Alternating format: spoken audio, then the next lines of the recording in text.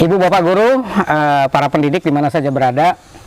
Ini obrolan santai nih, tapi makin banyak nih yang ingin saya tanyakan nih Pak Zul. Karena memilih itu ya, buat kami di sekolah ini hal baru ini. Ya. Jadi pasti akan tidak mudah gitu ya. Jangan-jangan ada yang memilihkan nih buat kami. Ya, kira-kira bagaimana nih langkahnya di dalam memilih itu gitu. Nah, itu. Kita merasakan keindahan dan kenikmatan dalam hidup ini justru karena ada pilihan. Ya, gitu kan. Jadi, sekarang tadi pertanyaannya, bagaimana cara memilih? Ya. Nah, ini yang kita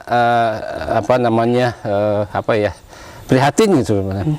Sudah dikasih pilihan, tapi cara memilihnya kita belum tahu. Belum tahu. Nah, makanya dalam memilih sesuatu apapun itu ya, pertama kita harus punya data dulu, informasi dulu terhadap yang kita pilih, gitu kan.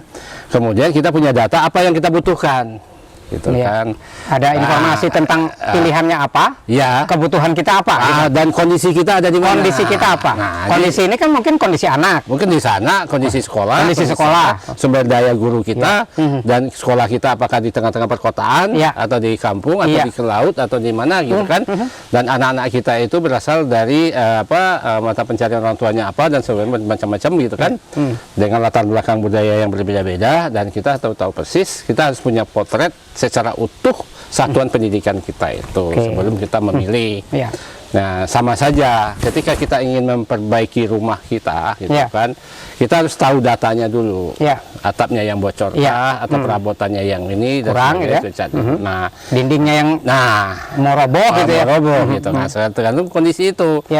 Jika kita masih merasa nyaman di rumah itu, hanya perabotannya saja yang mau diganti, sudah penuh, gitu kan, ya tidak nyaman kita duduk di situ, lalu kita ganti perabotannya, rumahnya tetap rumah itu. Artinya, kalau kita merasa nyaman di kurikulum 2013, sebenarnya, cuman kita ingin menerapkan nih pelajaran berbasis proyek.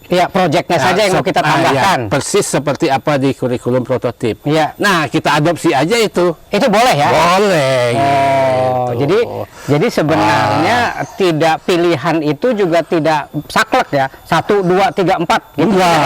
Enggak pilih seutuhnya enggak gitu. Karena apa? Ya itu tadi yang penting itu pilihlah sesuatu itu berdasarkan data fakta yang ada.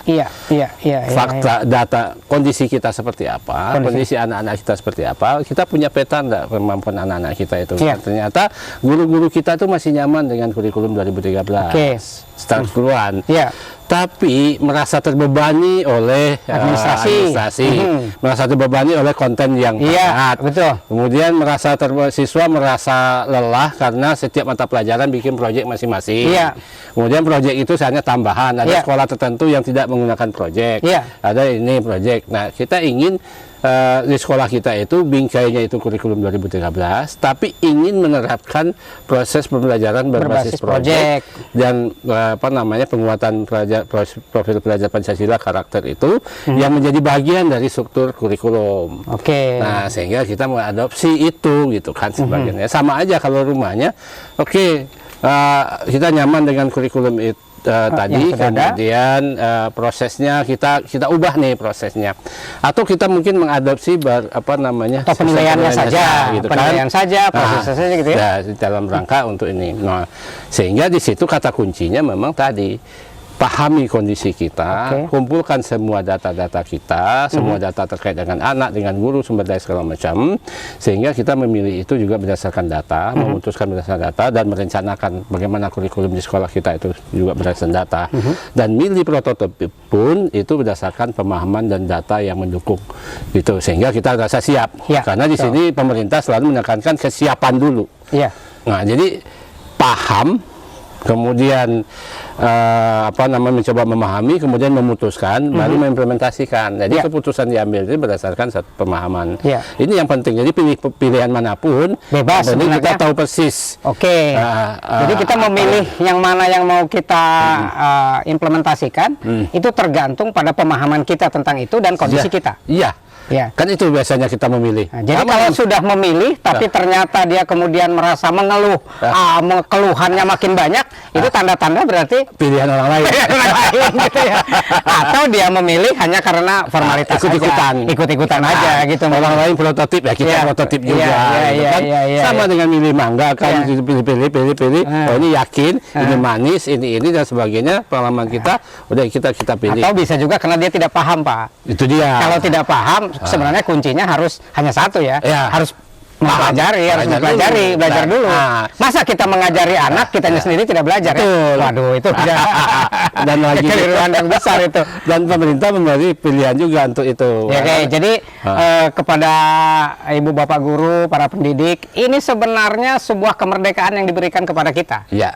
Termasuk dalam menentukan kurikulum mana. Tinggal apakah kita betul-betul bisa memilih yang paling tepat untuk kondisi kita, kondisi anak-anak kita, kondisi sekolah kita, atau kita dengan malas mempersilahkan orang lain untuk memilihkan buat kita gitu ya. Saya kira itu. Nanti lebih jauh lagi nih Pak Zul ya, kita coba perdalam lagi dalam episode berikutnya. Baik, terima kasih.